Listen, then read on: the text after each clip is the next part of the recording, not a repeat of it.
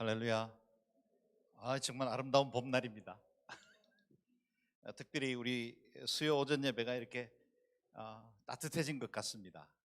또 이렇게 다양한 찬양의 순서로 함께 해주신 것 감사하고요. 우리 주기철 목사님이 마음이 따뜻한 분이라서 수요 예배 전체가 따뜻해지지 않았나 그렇게 생각하는데, 아, 우리 아멘이죠. 예, 우리 임겸숙 팀장님 또 이렇게 새로운 도전 가지고 또 여러 가지 시도들을 해주셔서 감사합니다. 수요 예배 잘 오셨습니다.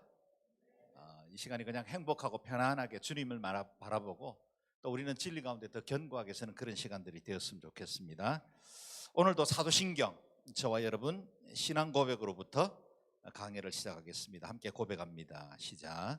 나는 전능하신 아버지 하나님 천지의 창조주를 믿습니다. 나는 그의 유일하신 아들 우리 주 예수 그리스도를 믿습니다. 그는 성령으로 잉태되어 동정녀 마리아에게서 나시고 본디오 빌라도에게 고난을 받아 십자가에 못 박혀 죽으시고 장사된 지 사흘 만에 죽은 자 가운데서 다시 살아나셨으며 하늘에 오르시어 전능하신 아버지 하나님 우편에 앉아 계시다가 거기로부터 살아있는 자와 죽은 자를 심판하러 오십니다. 나는 성령을 믿으며 거룩한 공교회와 성도의 교제와 죄를 용서받는 것과 몸의 부활과 영생을 믿습니다. 아멘. 우리가 지난주일 묵상했던 수요일이죠. 묵상했던 세 번째 고백과 오늘 묵상하게 될 네 번째 고백은 하나의 문장으로 이루어져 있고 또 연결해야만 그 의미가 충분히 전달됩니다. 그래서 그 부분만 다시 고백해 보겠습니다. 시작. 본디오 빌라도에게 고난을 받아 십자가에 못 박혀 죽으시고 장사된 지 사흘 만에 죽은 자 가운데서 다시 살아나셨으며 하늘에 오르시어 전능하신 아버지 하나님 우편에 앉아 계시다가 거기로부터 살아있는 자와 죽은 자를 심판하러 오십니다. 아멘. 사도 신경 신앙 고백의 중심에 있는 고백이기도 하거니와 또 가장 중요한 우리의 신앙에서도 또 우리의 고백에서도 우리가 붙들어야 할 진리에 있어서도 가장 중요한 부분이라 그렇게 말할 수 있겠습니다. 지난 수요일 우리는 그리스도께서 본디오 빌라도에게 고난을 받아 십자가에 못 박혀 죽으셨다는 사실을 묵상했죠. 우리 주님이 주신 십자가가 특별했던 이유는 대속의 죽음이었기 때문입니다. 대속적 죽음으로 십자가를 지셨기 때문에 당시 로마 제국 안에 있었던 수많은 정치범들의 십자가형과는 다른 특별한 의미를 가지게 되었습니다. 뿐만 아니라 그분은 하나님의 아들이십니다. 무죄하신 분이십니다. 우리가 마땅히 받아야 할 죄값을 그분이 대신 짊어지신 대속적 죽음으로 저주와 형벌을 받으셨습니다. 그 사실 때문에 그분의 십자가는 오늘 우리의 고백 안에서 생명으로 다시 재잉태되는 겁니다. 우리 예수님은 지난주에 우리가 고백한 것처럼 완전히 죽으셨습니다. 십자가에 못 박혀 죽으셨습니다. 너무나 당연한 이야기 같은데 빈사 상태가 아닙니다. 졸도하신 게 아닙니다. 완전히 죽으셨습니다. 로마 병사가 창으로 옆구리를 찔렀을 때 물과 피가 쏟아져 나왔다는 말은 심장에 이미 물과 피가 분리되었다는 완전한 사망을 의미합니다. 그 주님의 죽음이 오늘 우리가 특별히 중요한 또 다른 이유가 있습니다. 사실은 오늘 우리가 묵상할 말씀이 그리스도께서 죽으셨다는 사실을 증거하는 가장 중요한 말씀이 됩니다.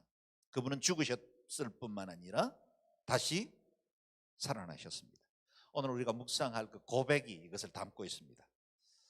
오늘 묵상할 고백에는 세 가지 중요한 교리와 함께 우리의 신앙의 고백을 담고 있습니다. 첫 번째는 우리 주님은 장사된 지 사흘 만에 죽은 자 가운데서 부활하셨습니다. 둘째, 부활하신 주님은 승천하셨고 지금은 하나님 보좌 우편에 계십니다. 세 번째, 우리 주님은 심판을 위해 다시 재림하십니다.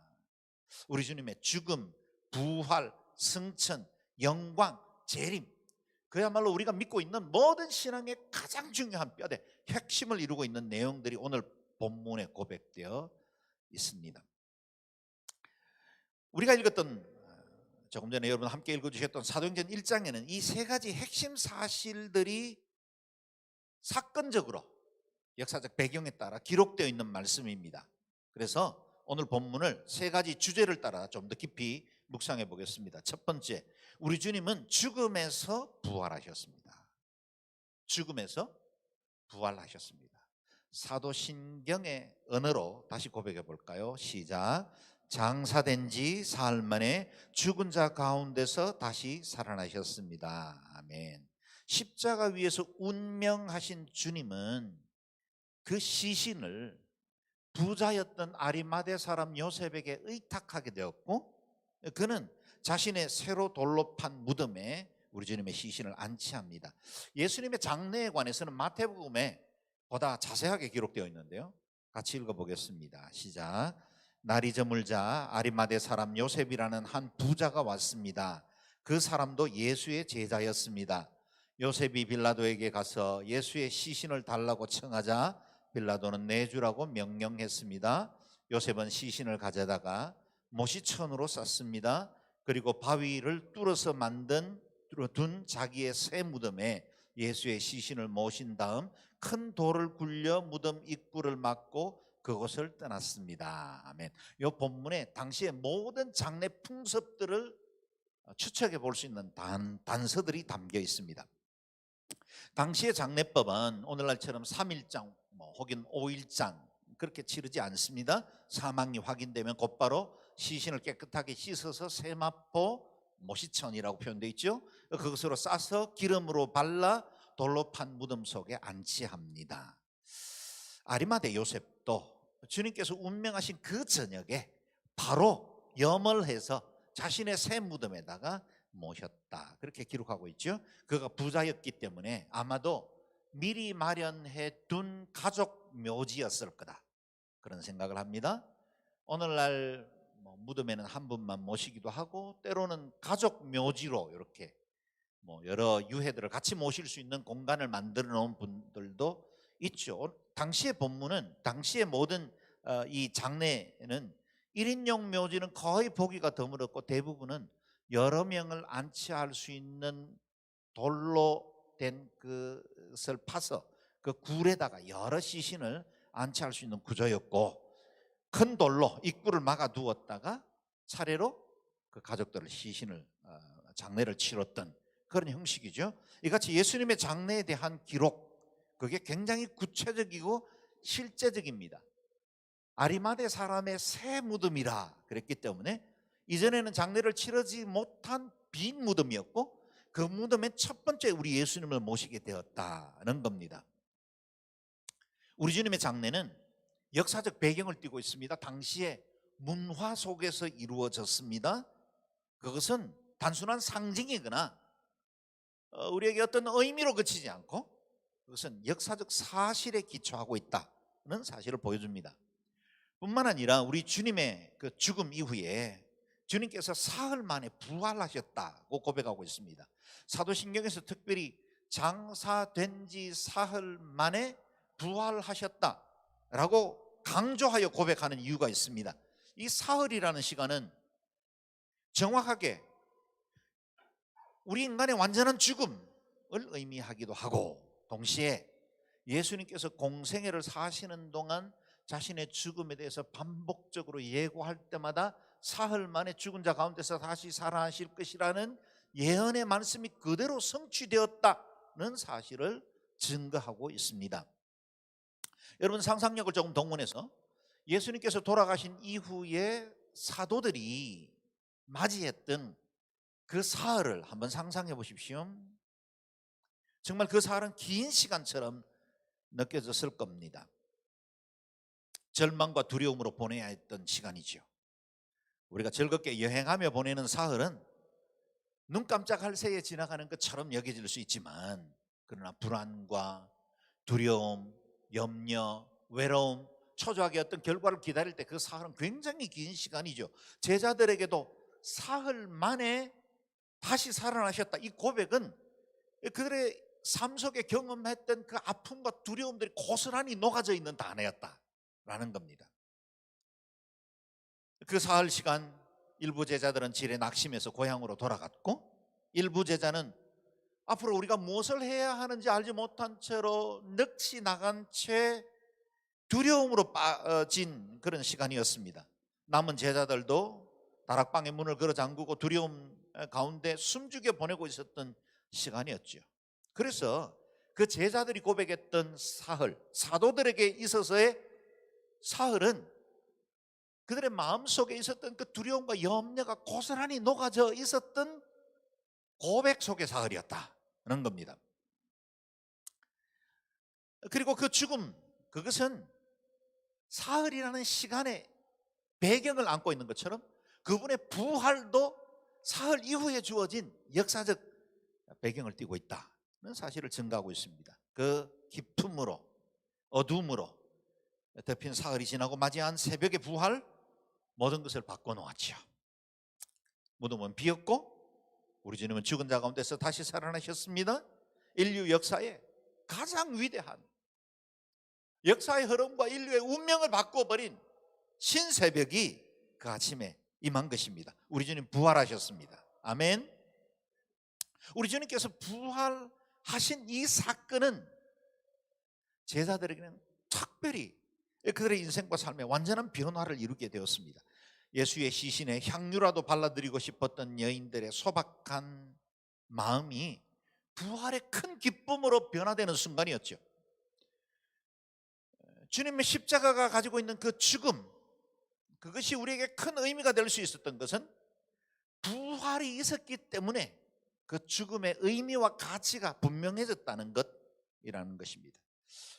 부활은 기독교의 중심입니다.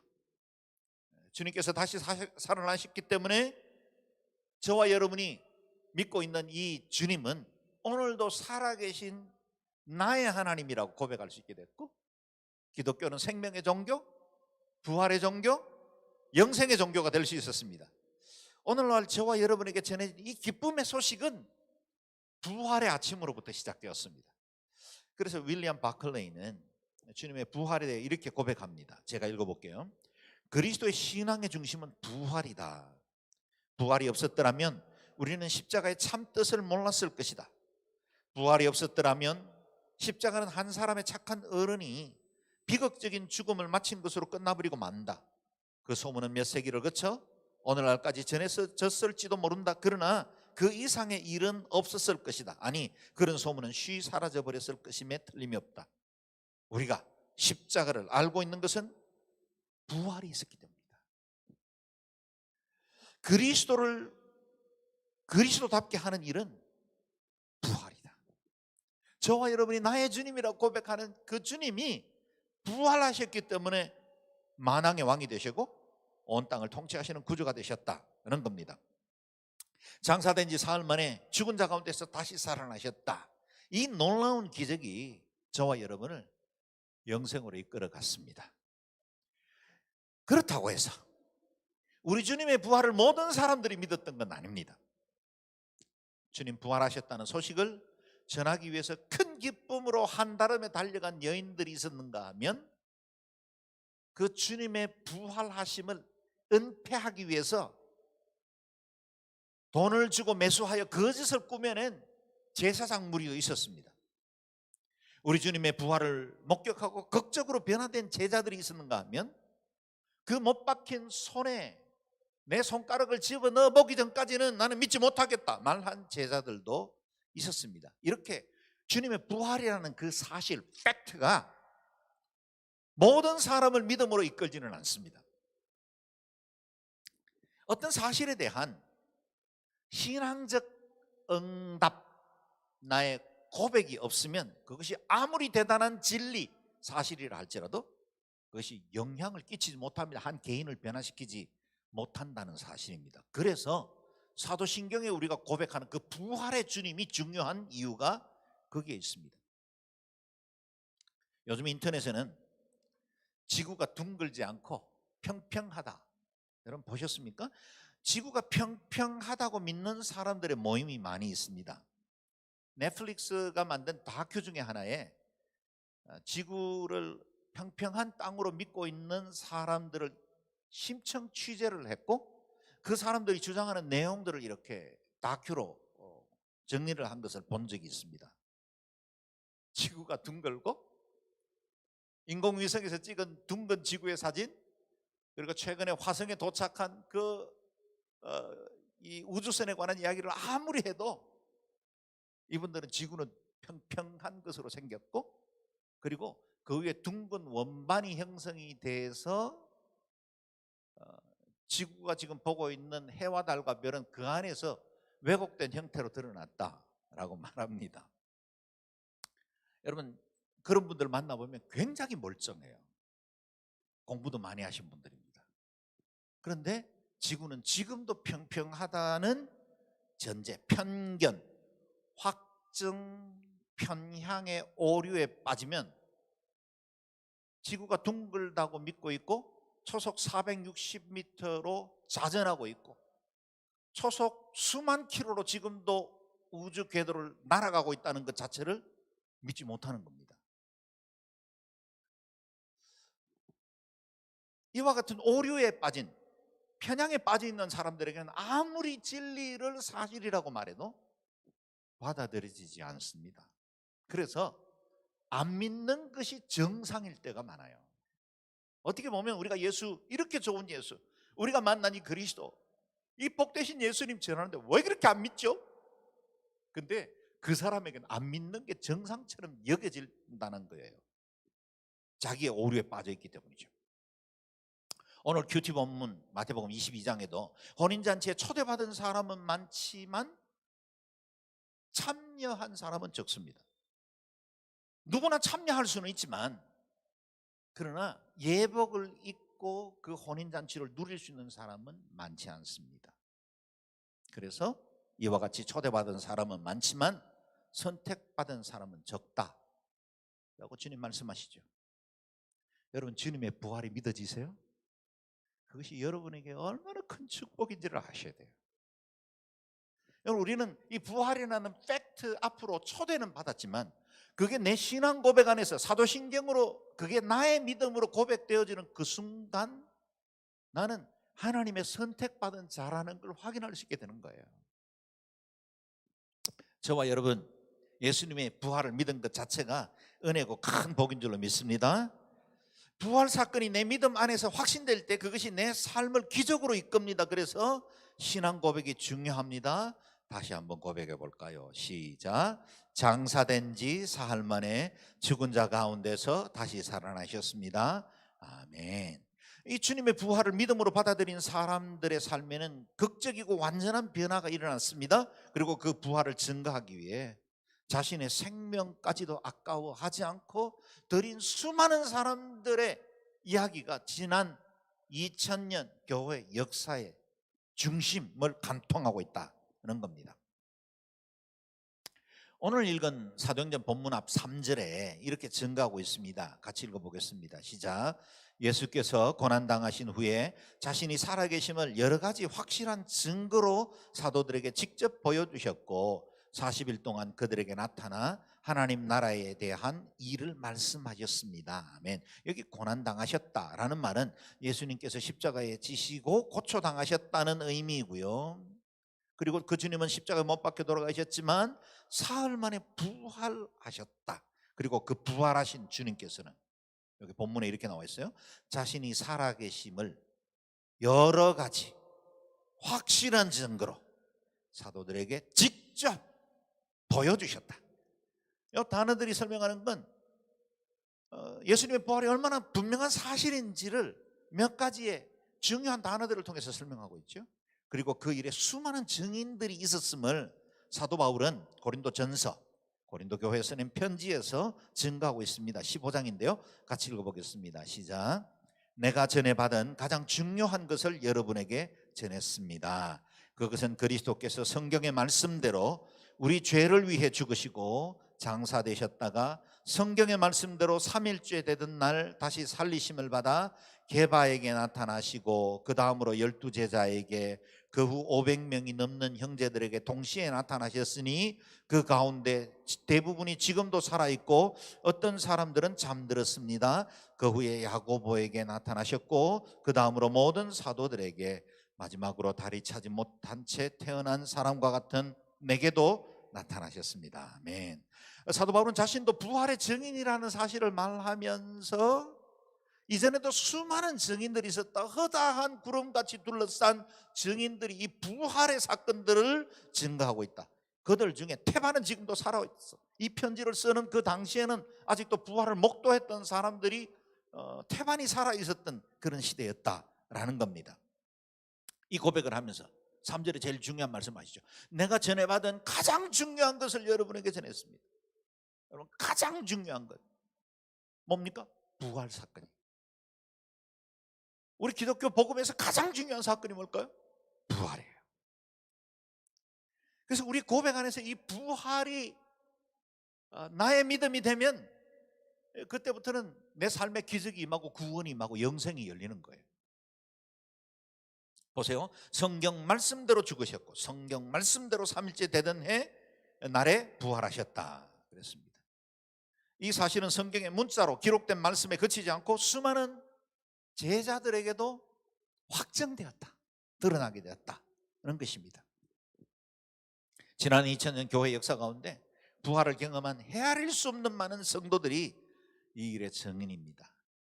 터툴리안이 말한 대로 그야말로 교회는 순교자의 피로 그 피가 씨앗이 돼서 오늘날까지 자라게 됐는데 그 수많은 사람들이 담대하게 그리스도의 복음을 위해서 자신의 삶을 기꺼이 내어놓을 수 있었던 이유는 이 부활의 확실성 때문이죠. 그래서 구름같이 허다한 증인들이 우리의 신앙 고백에 함께 해왔고 사도신경은 지난 2000년 수많은 사람들의 고백 가운데 이어지던 것을 저와 여러분 우리도 이 신앙으로 고백하고 있는 거예요.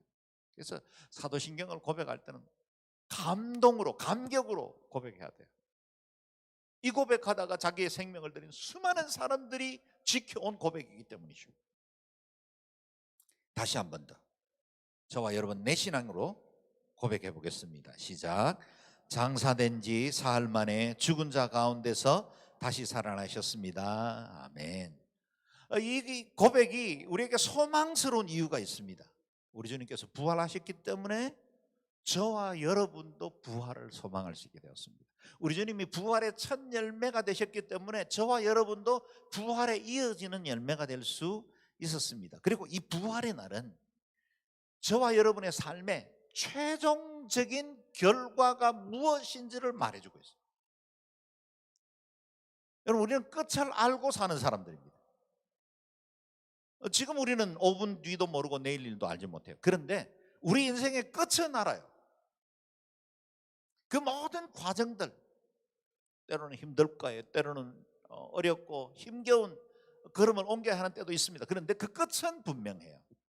과정적으로 우리를 더 빚으시고 더 온전한 하나님의 사람으로 세워가시기 위한 학습의 시간은 있을지언정 이 모든 것의 결과는 우리는 합격입니다. 하나님의 은혜가 기다리고 있어요.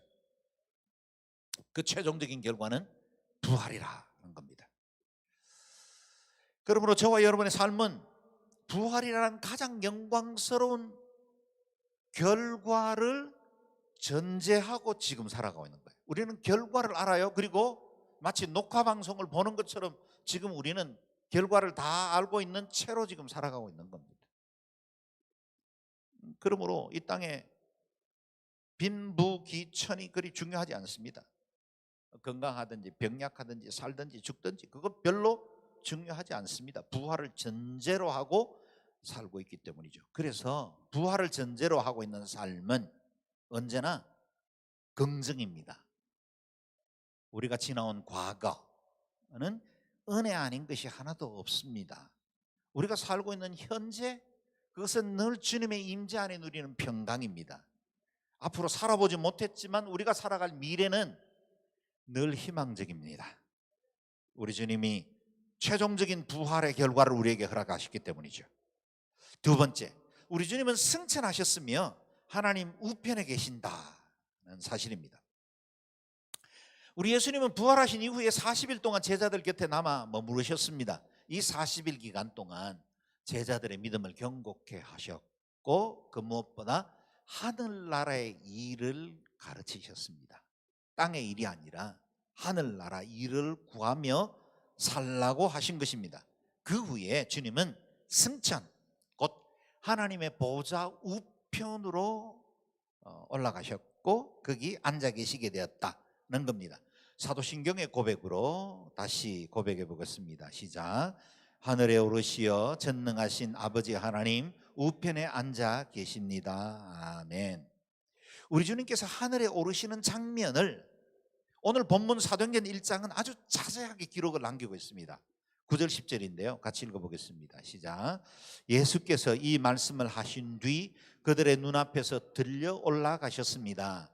그리고 예수의 모습이 이내 구름 속으로 사라져 보이지 않게 됐습니다. 그들은 예수께서 올라가시는 동안 계속 하늘을 뚫어지게 쳐다보고 있었습니다. 아멘. 예수께서 이 땅에 오실 때는 낮은 자리 마국간에 어린 아기의 모습으로 오셨지만 그 구속의 사역을 완성하시고 오르실 때는 그분은 영광 중에 모든 사람들이 보는 가운데 그분의 부활의 영광의 몸을 입고 승천하셨다는 겁니다. 승천하셨다는 말씀은 구속 사역이 완성되었다는 뜻이고 또 하늘의 영광을 얻으셨다는 뜻을 가지고 있습니다. 우리 주님께서 다시 되돌아가신 그 승천 사건은 성삼위 하나님과 본체이신 자리로 돌아가셨다는 겁니다. 한 가지 우리가 주목해 볼 것은 주님이 승천하신 모습이 오늘 본문에는 수동태로 표현되어 있다는 겁니다. 주님이 올라가신 게 아니라 들려 올라가신 것입니다.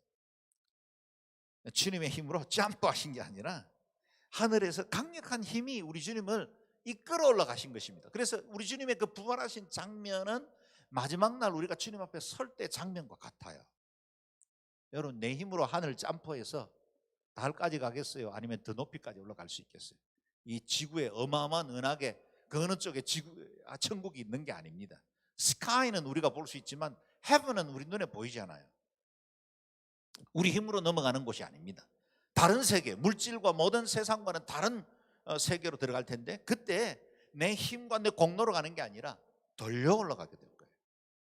그래서 데살로니가 전서에 나오는 그 휴거 사건도 보면 들림받아 올라가는 거예요. 공중에서 주를 맞이할 때 내 힘으로 하는 게 아닙니다. 주님이 들어 올라가시는 거예요.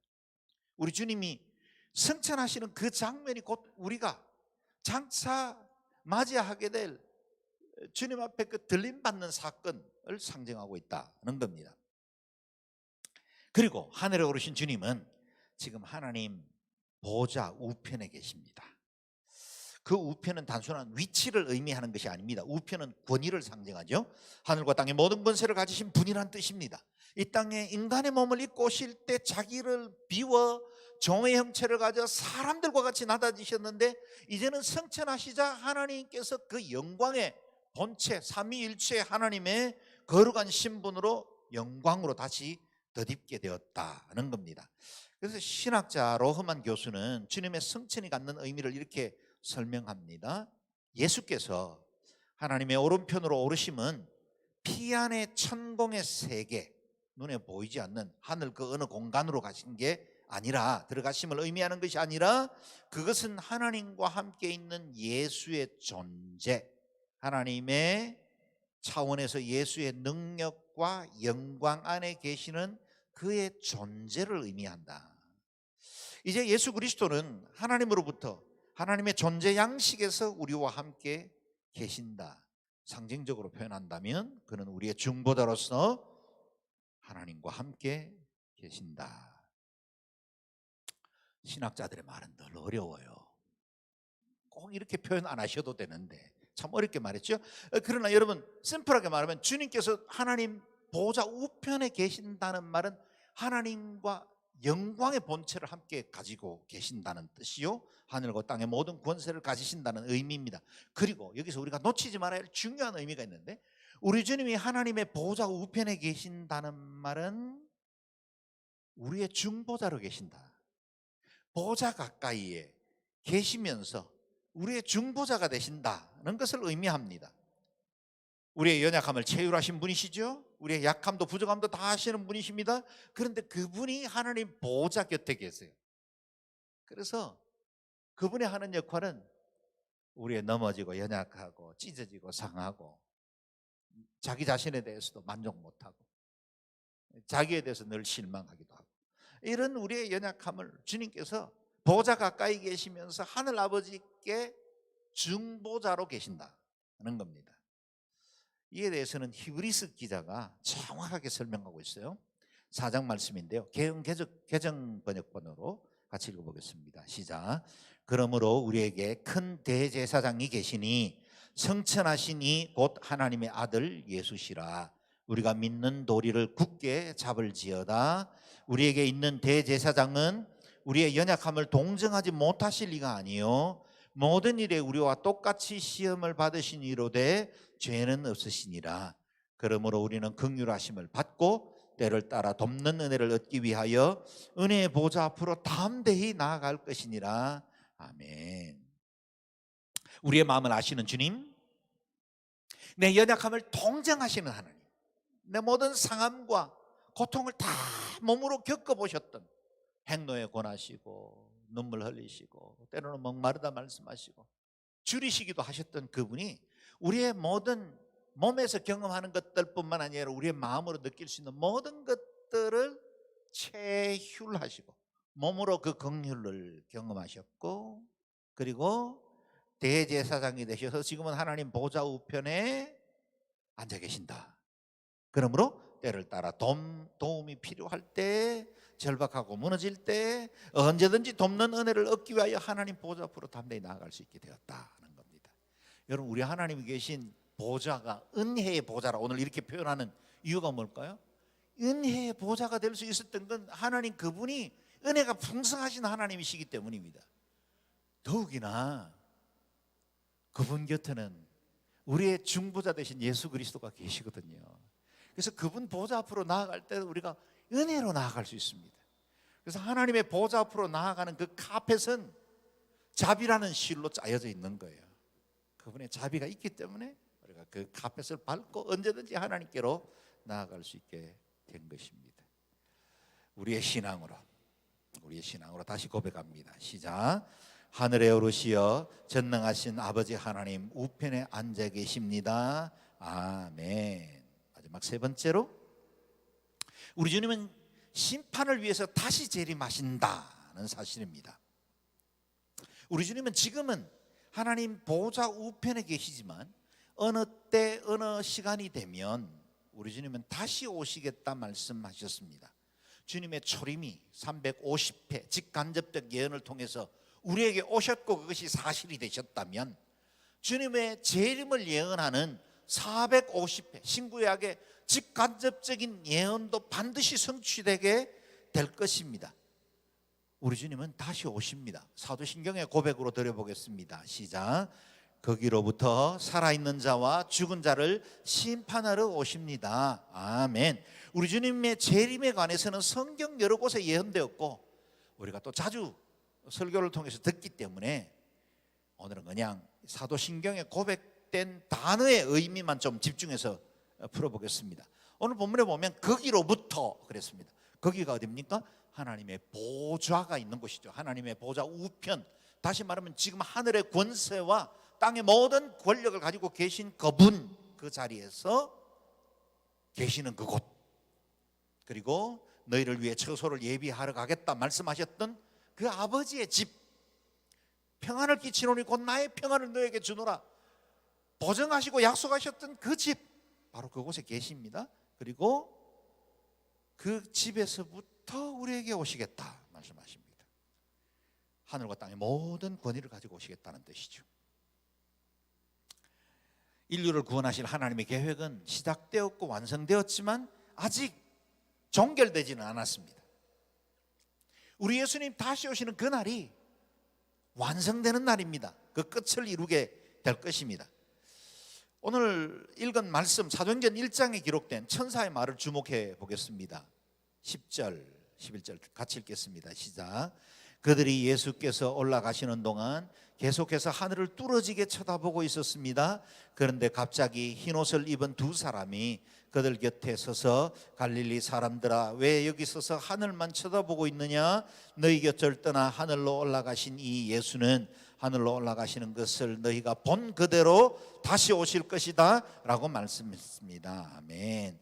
예수님의 승천하시는 장면을 넋을 놓고 바라보고 있는 제자들 곁에 오늘 본문에는 두 사람이라 그렇게 표현됐지만 천사죠. 그 두 천사가 마치 정신 차려 라고 일깨우듯이 한 말씀이 오늘 본문입니다. 하늘만 쳐다보고 있지 말고 너의 현실, 너의 사명의 자리로 돌아가라 라고 도전하는 거죠. 우리의 가장 중요한 현실이 뭘까요? 코로나 팬데믹입니까? 현실적으로 어렵습니다. 내 가족 먹고 사는 문제, 우리 아이들의 진로 문제, 우리의 가족이 건강할 수 있느냐의 문제 다 중요합니다. 그러나 우리에게 가장 궁극적으로 중요한 것이 있습니다. 그것은 저와 여러분 앞에 심판이 기다리고 있다는 사실입니다. 우리의 삶의 장단의 차이는 있어요. 길어서 8, 90, 100까지 산다 할지라도 우리의 삶은 짧은 순간 이 땅에 아침 안개처럼 있다가 갈 것이고 그 이후에는 모든 사람들에게 정하신 심판이 있다는 겁니다. 그 기간 동안에 우리가 건강할 수도 있고 병약할 수도 있고 잘 살 수도 있고 못할 수도 있고 우리 자녀들 잘 될 수도 있고 못 될 수도 있어요. 그런데 궁극적으로는 이 모든 과정이 지난 이후에 우리에게 직면해야 할 가장 중요한 문제가 있는데 그것은 하나님의 심판대 앞에 서야 한다. 내 개인의 종말이든 우주적 종말이든 그분의 심판대 앞에 서는 그 날들을 늘 우리의 마음속에 현실로 받아들이고 살아야 한다는 겁니다. 그래서 다시 오실 예수님을 늘 기억해야 합니다. 하늘로 가심을 본 그대로 다시 오실 것이기 때문입니다. 살아있는 자와 죽은 자를 심판하실 그날, 우리가는 때와 기한은 알 수 없지만 주님은 반드시 다시 오십니다. 그래서 저와 여러분이 살아야 할 목적과 의미가 분명해집니다. 교회가 존재해야 할 이유가 확실합니다. 우리가 왜 전도해야 할까요? 왜 선교해야 할까요? 주님 다시 오시기 때문입니다. 우리가 왜 제자로서 더 정결한 신부로 살아야 할까요? 주님 다시 오실 것이고 우리가 그분 앞에 서야 할 날이 다가오고 있기 때문입니다. 그래서 우리는 주님의 초림과 재림 사이 두 개의 시간 사이 어느 한 정점에 살고 있습니다. 어디까지 이르렀는지는 모릅니다. 그러나 두 개의 이 시점 사이에 살아가고 있는 저와 여러분의 삶은 마지막 한 정점을 언제나 염두에 두고 살아야 한다는 겁니다.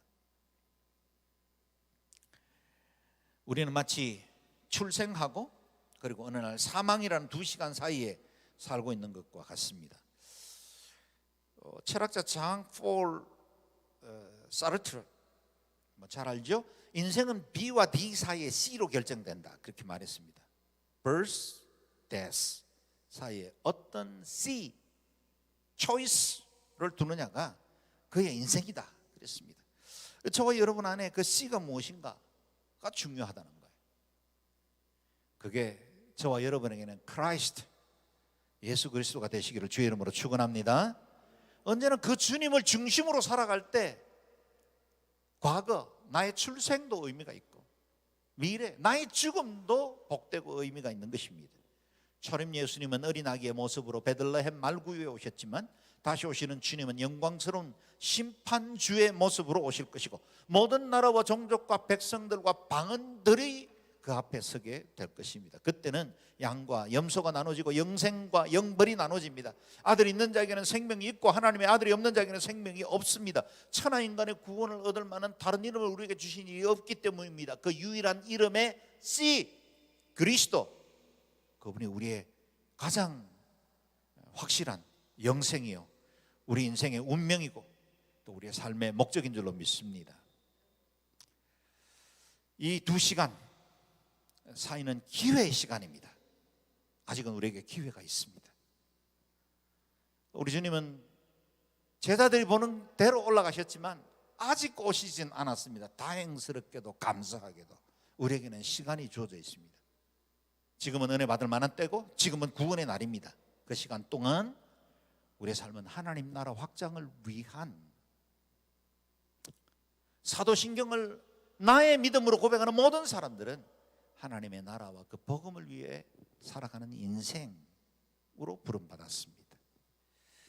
그래서 우리 주님 승천하시기 직전에 우리에게 남긴 위대한 명령이 있었죠.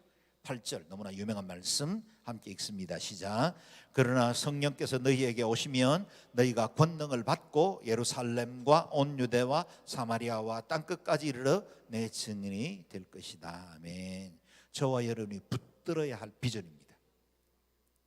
땅끝까지 이르러, 가까운 데서부터 먼 데 이르기까지, 예루살렘에서부터 땅끝까지 정인의 삶을 살아야 한다. 예수 그리스도가 모든 민족과 백성들 가운데 주로 불려질 수 있도록 하는 일에 헌신해야 한다는 사실을 말해주고 있습니다. 우리가 주님의 뜻에 순종하면 주님은 우리의 뜻을 이루십니다. 우리가 주님을 위해서 즐겁게 헌신하면 주님은 기쁘게 우리의 삶을 받으시고 우리의 인생을 책임져 주십니다. 그렇게 살아온, 그렇게 복받은 증인이 접니다. 우리 가정입니다. 복음을 위해서 살면 하나님은 얼마나 아름답고 신실한 복으로 채워주는지를 우리의 삶을 통해서도 간증할 수 있습니다. 아마 이 자리에 계신 모든 분들이 저와 동일한 고백을 하는 줄로 믿습니다. 다시 한번 오늘 묵상한 신앙 고백 드리겠습니다. 시작. 본디오 빌라도의 고난을 받아 십자가에 못 박혀 죽으시고 장사된 지 사흘 만에 죽은 자 가운데서 다시 살아나셨으며 하늘에 오르시어 전능하신 아버지 하나님 우편에 앉아 계시다가 거기로부터 살아있는 자와 죽은 자를 심판하러 오십니다. 아멘. 이 믿음 굳게 붙들고 승리할 수 있기를 바랍니다. 이 시간에 같이 기도하겠습니다. 기도할 때 하나님, 우리 주님의 부활과 승천과 재림이 날마다 우리에게 생명력 있는 팩트로, 사실로 내 삶을 움직일 수 있게 도와주시고, 내가 매 순간 초이스 선택할 때마다 그리스도가 중심이 되고 주님의 뜻에 합당한지를 먼저 물을 수 있게 도와주시고, 그리스도께서 기뻐하시는 삶을 살아가는 자로 주여 제 인생이 드려지게 도와주십시오. 그래서 어느 날 주님 앞에 설 때, 주님 다시 오실 때 부끄러움 없이 주 앞에 담대하게 설 수 있는 하나님의 사람들 되게 도와주옵소서. 동성으로 우리 자신과 우리 가족을 위해서 기도하겠습니다.